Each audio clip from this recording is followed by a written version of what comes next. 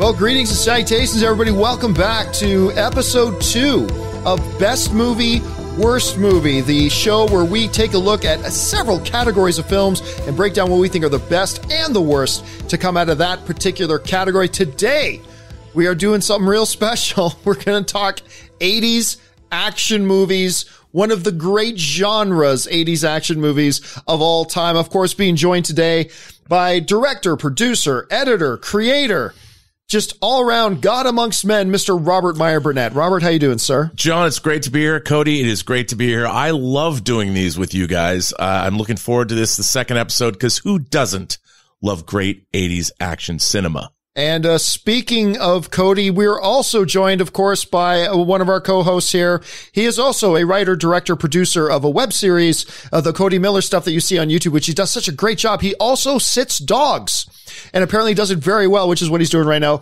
Ladies and gentlemen, Mr. Cody Miller. Cody, how you doing? Thank you, John. Really appreciate it. I'm so excited to be here. I love talking movies with you guys. It's just the best. And yes, I'm dog sitting 5 dogs, and I'm going to try to keep them quiet so this goes smoothly. Well, yeah, actually, when my dogs are here, when Rob and I are doing shows together and I have my dogs here, it's always a roll of the dice whether they're going to start barking downstairs or not. And then when Rob's got, what's your dog's name again? Gilbert. Gilbert always, one way or the other, makes an appearance, either visually or audio. Gilbert's got to make an appearance. Yes, he does. And there's nothing I can do about it. All right, guys. Well, listen, today up on the table is the category of 80s action movies. Now, there are going to be some of you people that are listening to this category where, like, you were maybe 3 in the 80s, or maybe not even born yet, or maybe you were in your 20s, who knows? But for me and people in my era, I was just entering into my teenage years in the late 80s. That's when, like, movies were really starting to take place. And the predominant genre of the time was the 80s action film. That was like the dominant genre of the time. And I will tell you guys, one of my most fond memories of going to an 80s action flick. I got on the bus because I was old enough to take the bus by myself downtown, damn it. And I was took a date with a girl that I liked quite a bunch. And of course, the classy thing to do when you're a ladies' man like me is take them on the bus. And we went down to a place called Center Mall in Hamilton, Ontario. Center Mall, which had this ganky little theater in it. And we went down to watch Bloodsport. Oh, Bloodsport was Jean-Claude Van Damme, Bolo Young with like the biggest pecs I've almost seen on any human being alive. You will be next. I mean, that was an action movie that kind of defined a genre for me. But I remember going down there and seeing that movie. But that was the 80s action films, right? It's like we watched them with our buddies. We watched them with our friends. It was the age and era of Commando and Rambo and all that sort of stuff. Rob, you're like, how important was the 80s action? Not just for the formation of like cinema and all that kind of stuff, but even the influence, you still feel it today in movies today. Oh, John, I'm a big fan of what I would call B movies and action cinema, especially the action cinema of Canon films, the Chuck Norris movies like Delta Force, or Canon films American Ninja starring Michael Dudikoff and Steve James, or my favorite B movie, I call him a B movie director, but he's not. He's an A-list director in my mind, James Glickenhaus, who directed The Exterminator and The Soldier with Ken Wall, or Shakedown later, or McBain with Christopher Walken, shot with like the entire South African army. I mean, these movies were staples of cable. They were staples of B-movie cinema. I mean, I went to the Crossroads Cinema, which was a soda stick cinema, which means there was always soda stick. Coke had been spilled all over the floor, so it was never not sticky, to see these movies in the theater. And man, were they important. And it was the era. It was the age of Sly. It was the age of Arnold. It was the age of Jean-Claude. For somebody who was hooked on ninja movies, for me, it was the age of Sho Kasagi. That was the era. Cody, what about you? Like when you look back to that era of film, like what was their moment? Because you're younger than me. Like you're younger than me, but like what was, when you think about the movies from that era, what jumps out to you? Well, for me, I wasn't born yet. Like I was born He's younger than us. So, you know, when we were talking about best movies, worst movies, like I fortunately got to skip a lot of the terrible 80s action movies. I mean, don't get me wrong. Like I've seen a lot of movies. I've seen some, but I mean, as you guys said, just the age of Arnold and the age of Sly. I mean, all of those movies stand out to me. And I don't want to give away my favorite yet, but there's one that is one of my all time favorite movies. And I'm super excited to talk about because I think it's the best. And it's funny because today, like when there's a good action movie comes out today, one of the first things critics go, oh man, it had an 80s action feel to it, you know? Like we still want to reference back to those, whether it's a blood sport. It's the age of Raiders of the Lost Ark. It's the age of Rambo. I mean, they just were only movies of their time. They really kind of defined what an action, that's the era that an action film kind of found its identity, was in the 80s, right? Yes, completely. And now to today, even today, when we went through the 90s or in the 2000s, 2010s, and as we're getting into the 2020s pretty soon, we often will evaluate how good or bad we think a new action film is, in as much as it reminds us of those 80s action films, which was the golden years of action films. So let's get things started here and get into our picks for the best. Now, obviously, this is a category. This isn't like the MCU that we did last week. No. Where there was only like 21 films that we could potentially select from. The potential here, the options are legion here. So many. So that means there's going to be a lot of great movies that do not get mentioned here. But Rob, let's start with you. Kick us off with the best movie from 80s action. All right. Now, this movie is actually a sequel. And it is a foreign film, and it is a movie that I saw in the theater in the summer of 1982, and it was mind-blowing. And it is, of course, The Road Warrior. The return of Mel Gibson. I wasn't expecting that one. I was not expecting that one. The return of Mel Gibson as Mad Max Rockatansky, a movie that was released in December of 81 in its home country of Australia. This film was the second Mad Max film directed by George Miller. It was shot by Dean Semler. And let me tell you, this movie combined car action like you had never seen it before, the post-apocalyptic future, the tyranny that the Lord Humongous brought to the outskirts or the outback of Australia.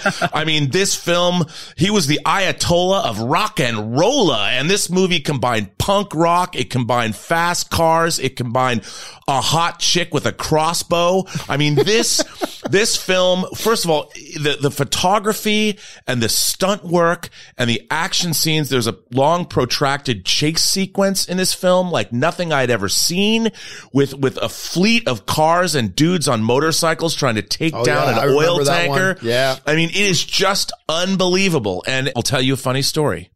This is a true story. So I saw this movie like 6 times, and I was going into high school. I was at a junior high school. I was in a sophomore in high school, and I met a girl named Julie Williams the first week of high school that I didn't know.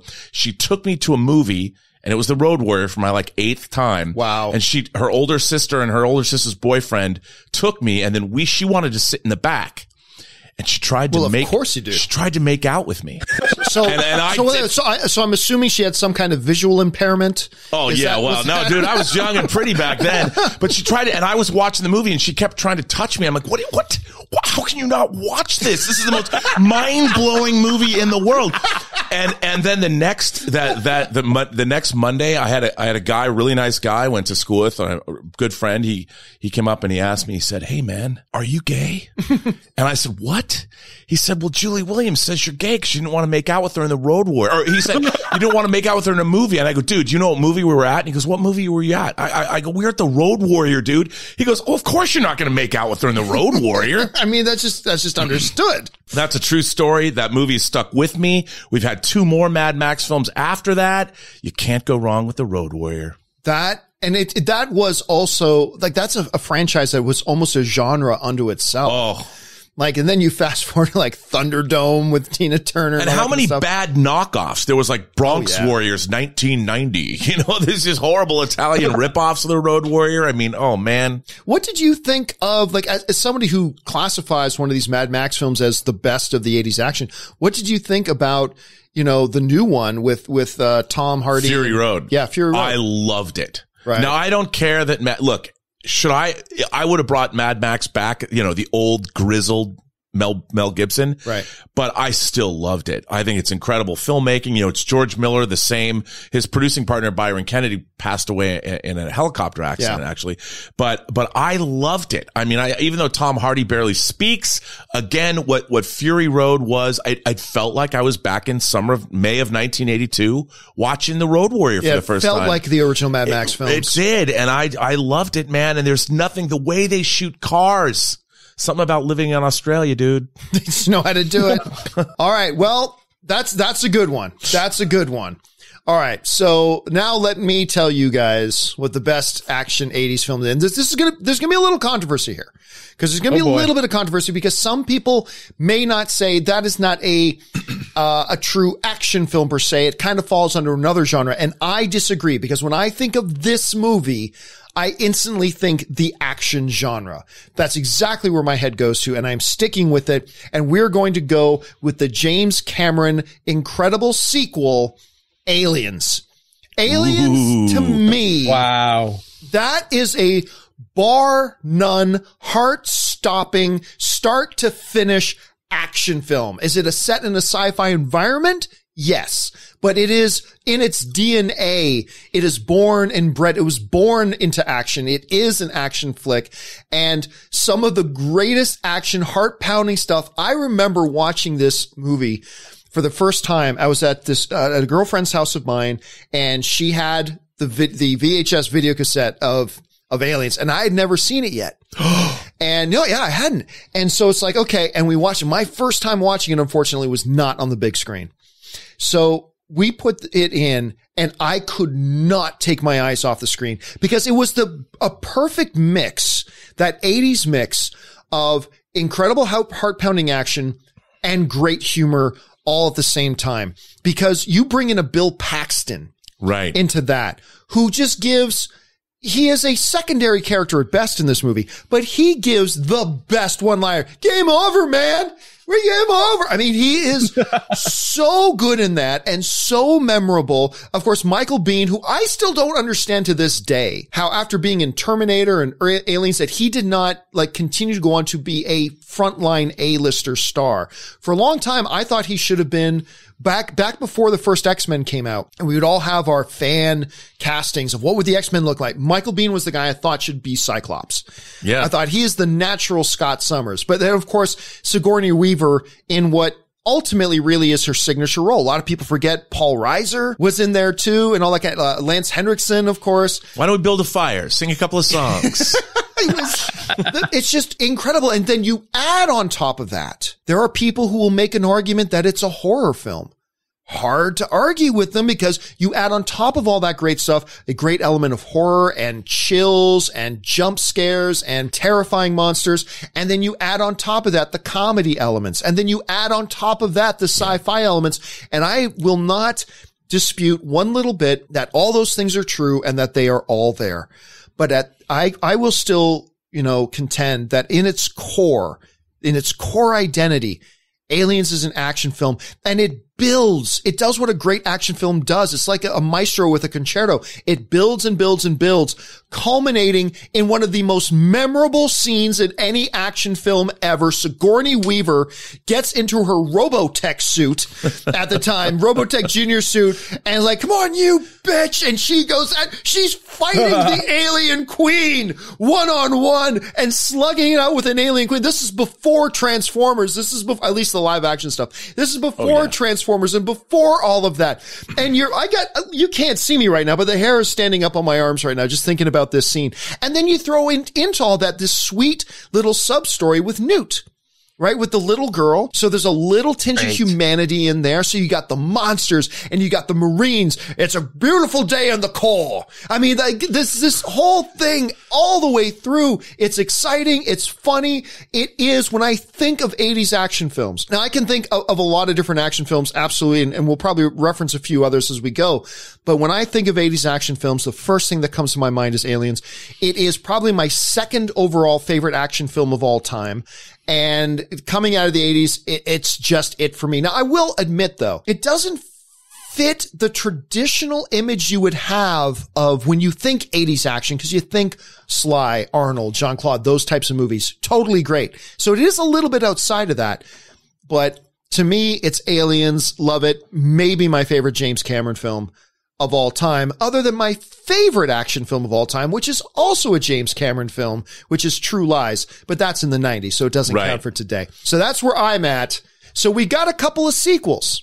Yeah, that's right. We got a couple of sequels on the list right now. So Cody, man, your turn. In the great classic tradition of the 80s action film, what is the best 80s action film? Well, I gotta say, your pick took me very off guard, John. But you made a really compelling point. I gotta say, that's pretty awesome. And Robert, how good is Mad Max? I mean, so good. Like, dude, when Fury Road came out, I saw that movie 7 times. It was, I love those movies. Let me tell you a little bit of a story. So I'm 10 years old. Think about little 10-year-old Cody.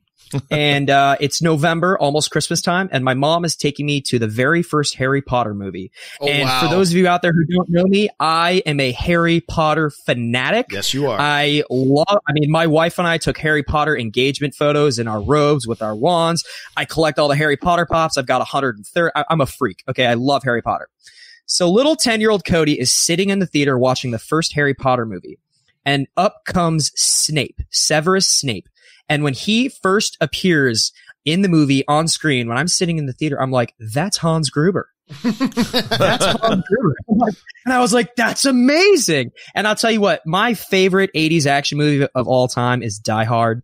I love all the Sly movies. I thought really hard about Indiana Jones. I mean, I guess that's kind of slightly in a different category, but Die Hard is so good. It's the quintessential action movie. It's just a normal dude, a police officer who's just trying to do the right thing, who's thrown into a situation that is completely radical, out of his control. And he's like, I'm going to take on these dudes.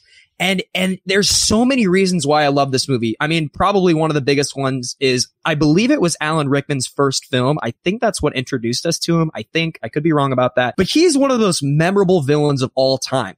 I mean, he's a genius. He's suave. He wears really nice tailored suits and can talk to you about all of these different suits. And yet he's just this badass villain who's going to steal millions of dollars. Oh yeah. Other than Vader and maybe Ledger's Joker, I mean, Hans Gruber is like one of the greatest villains of all time, like ever. First of all, I got to ask you were 10 years old and you knew Severus Snape was Hans Gruber. Your parents were letting you watch the R-rated Die Hard when you were 10? That's some good parenting right there. That's some good parenting. I like that.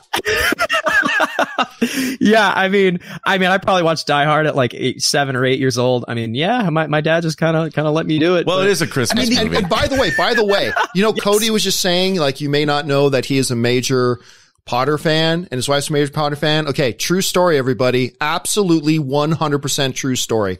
I got invited to the IMAX headquarters for a special advanced screening of Fantastic Beasts: The Crimes of Grindelwald, right? And Anne, who is a Potter fanatic, I got the +1 because, you know, Anne's going to want to see. She'll divorce me if I don't bring her to this, right?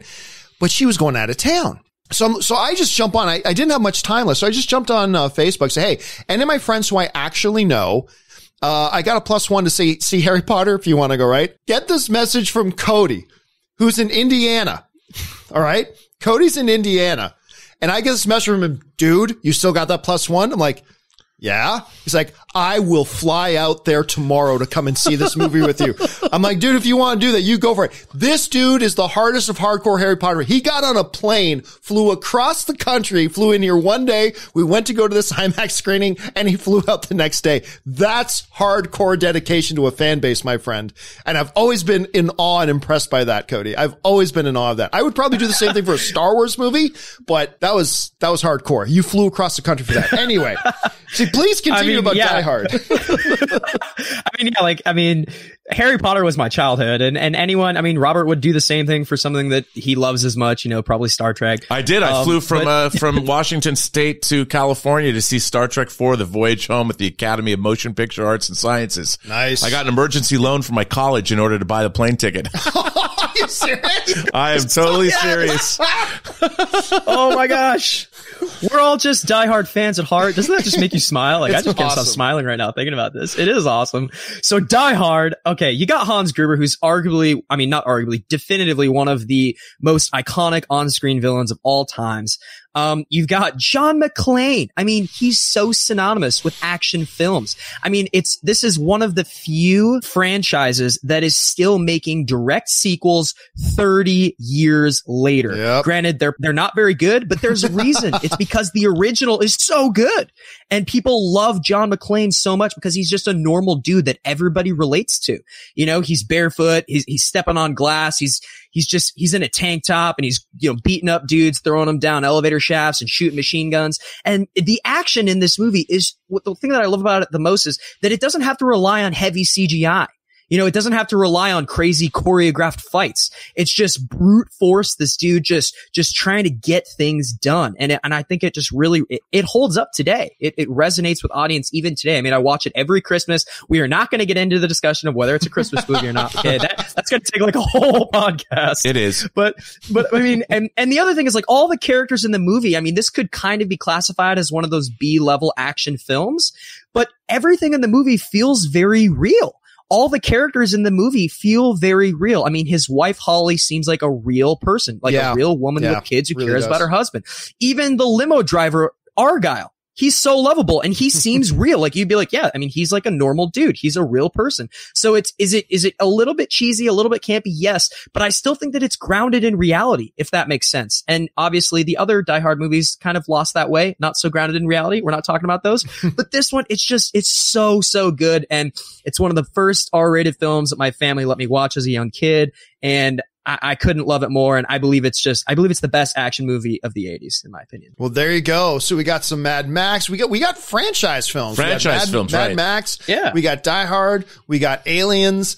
And look, there's probably 100 others that would be legitimate contenders for the crown of most iconic or best 80s action film. And I'm sure you guys listening at home, you probably got a whole bunch that you can go through as well. But enough waxing poetic about the good stuff. The 80s, well, they also put out some not good stuff. There was some not so good stuff coming out of the 80s. And I'm going to kick us off on this one. When I think of the 80s, and there's a bunch of things that were common good things that ran through the 80s action films. There are some common bad things that ran throughout the 80s action films. When I think about the bad things, there is no one movie that to me jumps up, grabs all those bad things by the throat and just pulls it into itself. Like every bad thing and trait and practice in the 80s action films you can possibly imagine. And this is one that I guarantee you a whole bunch of you have never seen, but it's a movie called Bulletproof. And now there have been a bunch of movies called Bulletproof. This is the 1988 film starring Gary Busey as, I'm not kidding, McBain. And yes, there's that name again, whose big saying was calling his enemies butthorn. Get out. I'm your worst nightmare, butthorn. And if you can imagine Gary Busey saying that. So the idea is that there's this top secret military tank and it gets stolen by terrorists. And now he's got to go.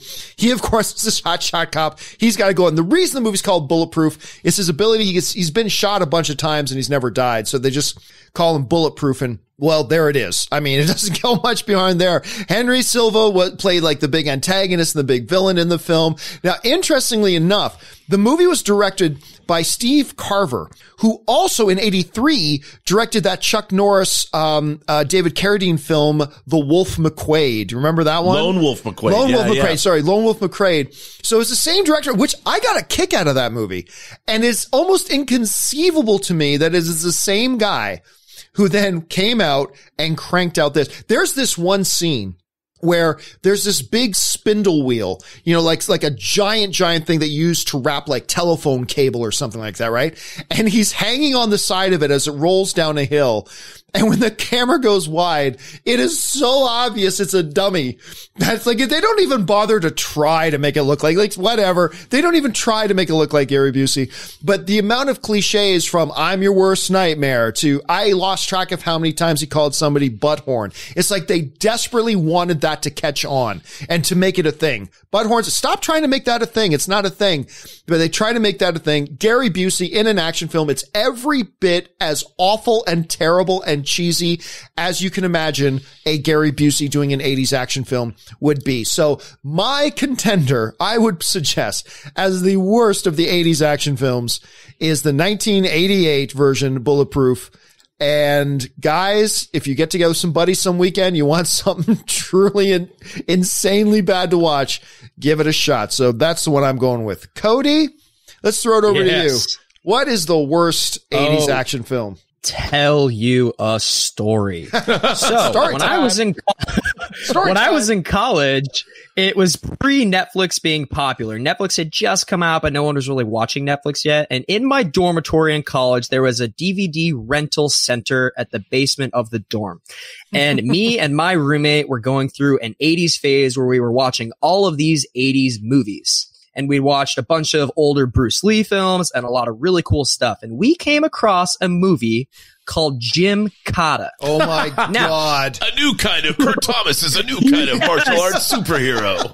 So we're looking at the DVD and we're like, all right, this movie was directed by Robert Klaus, who, I mean, he's an Academy Award nominated director. He directed Enter the Dragon, which is a classic. Ooh. And I mean, it starred Kurt Thomas, who's an Olympic gymnast. And I was like, well, this is going to be awesome. I was like, it's probably going to be bad, but it's probably going to be awesome. We watched this. Let me just set the stage here. This movie stars Kurt Thomas, and he's a real life Olympic gymnast. Like, this guy was inducted into the International Gymnastics Hall of Fame. Like, he's very well known in Olympic sports. And so a real gymnast, but not a real actor. Oh, his acting is so bad. Like, I mean, it's so bad. I mean, he has no emotion, just totally flat the whole movie. The love sequence in this film is just non-existent. I remember. It's just like they meet and then they're just in love, and it's so bad. And here's the thing, like, this movie, granted, I wasn't around when it was made. I wasn't around when it was released, but I think Robert can probably attest to this. It was not meant to be funny. Oh no. But it's so bad that you just laugh at it. Dude, I took a date. I took Catherine Kent to see this movie on our first date. She went to prom with me after this, but she looked at me afterwards and she said, "Why the hell, if you were trying to impress me, did we go see Gymkata?" I had no answer for her. And that oh my God. I mean, just for people out there who, for people out there who don't know, I mean, it's the story is so insane. It's this small made up country, and every foreigner who enters this country has to play this thing called the game. And they're basically hunted by locals, and they have to compete through these obstacle courses. And it's just out of this world ridiculousness. And I mean, Kurt Thomas, he earned a Razzie for the movie. I mean, his performance was that bad. The king of this country had a perfect American accent. It's like they weren't even trying. I was just like, what am I watching? I mean, there's no wonder it just totally flopped at the box office. But and the other thing, Gymkata, it's this combination of gymnastics with karate, and it makes no sense. Like, there's sequences in this movie where he's just doing random flips and like kind of hitting people in the air and they're falling over, and you're just like, what is happening? Like, oh my God, there is a scene in this movie where there is just strategically placed up an Olympic-sized pommel horse in the center. I remember this scene. Center of this village, and these bad guys are coming at him from all different sides, and he's just swinging, doing them gymnastics moves off of this perfectly placed pommel horse, knocking them out left and right. And it's just so bad. I remember thinking, why do they have that there? Why is that sitting there? Like, in the middle of this village? It's just, I could not believe how bad it was. So that's my pick for the worst movie, guys. It's just, if you want to have a good time, get some drinks and watch it, because it'll kick you in the face, man. Okay. That's a good one. That's a good pick, Gymkata. All right, Robert, it's now thrown to you. This bar's been set with Bulletproof and Gymkata. You know, so what do you got for us? I've actually changed mine up since I've been sitting here because I can't believe I forgot. It was on there was something that I was thinking about for a long time, and I'm going to say it came out a month after The Road Warrior came out. It came out in 1982, June of 82, from 20th Century Fox, and it was billed as a really big summer release from 20th Century Fox, and it's called Megaforce. Megaforce, you ladies and gentlemen. Hurt my soul, Robert. Ladies and gentlemen, hurt my soul. Megaforce, directed by the stuntman turned director and Burt Reynolds' best friend, Hal Needham. It stars Barry Bostwick as Ace Hunter. And it stars Persis Khambatta, who many remember as Ilea, the bald helmsperson from Star Trek The Motion Picture on the Starship Enterprise. And Devon from Knight Rider. And Devon from Edward Mulhare. Yep. And it starred Michael Beck, who played Swan in The Warriors. And it was one of the first movies to use Introvision special effects after Outland. This movie is so god-awful. It's about a multinational force, the Megaforce, that uses G.I. Joe ripoff. G.I. Joe ripoff that uses moto destroyers like dune buggies and flying motorcycles that are mounted with basically Estes model rockets. And I like, there's a parachute sequence in this movie where you can see the miniature paratroopers held up by the strings. I mean, the good guys always win, even in the 80s is one of the taglines of the movie. And Ace Hunter's always giving you the thumbs up sign. And like the big action sequences, you basically see all these machines launching rockets willy-nilly, like every which way. It doesn't matter. They're not aimed at anything. They're just launching rockets, and those rockets are exploding in the air. And it is Henry Silva's the villain, who played Tiger Man, or not Tiger Man, one of the leaders of the Draconian Empire on Buck Rogers of the 25th century. I mean, this film is so god awful. I'm sorry for hurting your soul, John. This hurts my soul. I'm sorry for hurting your soul. I mean, the end scene where Ace Hunter flies into the back of a troop transport plane has some of the worst visual effects you will ever see. Apparently this film was a hit in Japan. A horrible failure in the United States. The summer of 82, the summer that brought us Conan the Barbarian, Star Trek II, Poltergeist, E.T., Blade Runner, John Carpenter's The Thing, Tron, and The Road Warrior gave us Megaforce, as I like to call it, Megafarce. One of the worst, horrible films that, by the way, one of the great cheesy fun watches you will ever have now, if you can find a decent copy of it. You might have to just find it on YouTube. I mean, this film is an abomination. That I love. I love every minute of this even if you movie. look at Barry Bostwick's, his aerobics hair and his gold lycra outfit, I mean, what military force gives you that kind of a uniform? Yep. It was a poor man's G.I. Joe ripoff. Oh, man. And of course, Ace's big saying, life is like a wheel. It all comes around. I spent a number of years hunting for a DVD copy of that movie. It's hard to find. Because I acknowledge it's horrible. It's horrible, but I love watching that movie, Megaforce. I had the movie poster hanging up in my bedroom because I thought the movie poster was kind of fun. You know, Deeds Not Words was the logo of the Megaforce. And I'm like, I'm into that, Deeds Not Words. And I actually tore it off my wall. I collected movie posters, one sheets back in the day. And I was so appalled after seeing it that I had it on my wall with the months up to release that I just tore it from my wall. My mom's like, why'd you do that? And I'm like, Mom, you haven't seen the movie. What can I tell you? Terrible. Yeah, man, you hurt my heart, Robert. You hurt my heart. I can't disagree with anything that you said, but you hurt my heart. You've wounded me. You've wounded me. Well, okay, here, guys, here's a little bit of a sum up here. Once again, for me, the best 80s action film is Aliens. The worst 80s action film is 1988's Bulletproof. Rob, your two? My favorite action movie of the 80s is George Miller's seminal The Road Warrior, or Mad Max 2 and the Rest of the World. And my worst film is a movie that came out also in the summer of 1982, Hal Needham's Megaforce. And Cody. My pick for the best 80s action movie is the classic John McClane in the very first 1988 Die Hard, and the worst movie, and probably the funniest when it did not intend to be funny, is 1995's Gymkata. God, rent that movie on iTunes. It's a couple bucks. You'll get a good laugh. So with our best and the worst, just before we wrap it up here, guys, it's time for recommendation time. And here's my recommendation, maybe not as well known, but it's truly a piece of gold, a diamond in the rough from our category this week, which is 80s action movies. For you guys who watch the John Campea show, you've probably heard me reference this movie a number of times. I love this movie, and it comes right on the edge of the 80s. It was 1989's, and it is, guys, every guy has to watch this. Best of the best. Best of the best. Directed by Robert Radler. You've got, what's her name's, Julia Roberts' cousin, Eric Roberts, Philip Reed, James Earl Jones, Chris Penn was in that. Okay, listen, you got a movie where Chris Penn is a martial arts master, you got something special on your hand. It is a fabulous movie. So the basic gist of it is this.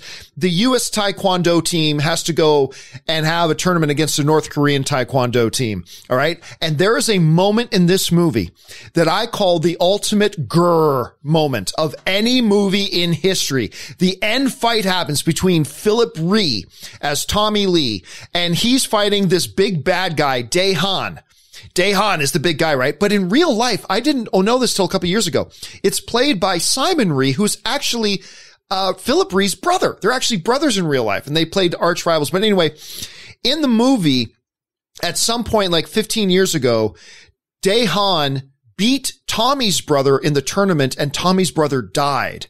So he has been training his whole life to have a shot at Dae Han, and now they're in this tournament together, and he's got Dae Han beat, and he could kill him if he wanted to, but he relents and he doesn't kill him. And by not finishing him off, the North Korean team wins the gold medal. They needed one more point to beat the North Korean team, and they don't do it. And so this is the greatest moment in movie history for me as a man, okay? They're lined up in the center of the floor as they come out to give the gold medals to the Team Korea. And they give Team Korea the gold medals, and Dae Han limps. Because he's so beaten from his fight with Tommy. He limps across the aisle, goes up to Tommy, and he says in very broken English, and this is the first time he speaks English in the movie, he goes, "I deeply regret the loss of your brother, and I offer myself as your new brother." And he takes off his gold medal and he puts it around the neck of Tommy Lee, and every man in the world is going, grrr! This is like the ultimate man heart emotion moment in the history of cinematic film. I know I just gave away the ending, but trust me, you gotta watch this movie. It's amazing. I don't know what James Earl Jones is doing as the coach of the United States Taekwondo team, but James Earl Jones is the coach of the Taekwondo team. So good. You got to check out Best of the Best. So make sure you guys check that out. All right, guys. Hey, that will wrap up episode 2 for Best Movie, Worst Movie. Thank you so much, guys, for being here and being a part of this and subscribing. By the way, guys, maybe you're just listening to somewhere. Make sure you subscribe to this podcast. And guys, make sure you rate it on iTunes and make sure you comment on it on iTunes. That all helps the podcast as well. I want to thank the other guys joining me here. Of course, Mr. Cody Miller. Cody, where can people find you and all the stuff you do online? John, I am so pumped right now after you're talking about that. Like, I'm going to tell you that right now. I'm so jacked right now. Oh my goodness. Yeah, you guys can follow me on social media at Swim Miller on Twitter with 1 M and at Cody Miller on Instagram. I also have a YouTube channel. If you've ever wondered what an Olympic swimmer's day looks like or training looks like, I do weekly vlogs. I also have a regular show on YouTube where I just talk about Olympic stuff. And so check that out, Cody Miller Adventures on YouTube. And thanks for having me. This was awesome. Okay, and of course, Robert Meyer Burnett, you got a bunch of stuff going on. Where can people find you? You can find me on Twitter at BurnettRM. Find me on Instagram at RMBurnett. Find me on my own YouTube channel, The Burnettwork, or at my website, theburnettwork.net. And Cody, I want to go outside with a ninja sword and like cut some dudes down. Yes. And you guys can follow me on Instagram at John Campit, but primarily you can find me on my show, The John Campit Show, every day, Monday through Friday on my YouTube channel, which is just simply at John Campit. And you can find me and you can find Robert Meyer Burnett there as well, as every day we break down the big movie news and talk about all the big movie topics of the day. All right, guys, that'll wrap it up. The lights are going down. We're done here for this episode of Best Movie, Worst Movie. Thanks so much for joining us, guys. And of course, tell all your friends about this show, and we'll see you again next week. Bye-bye.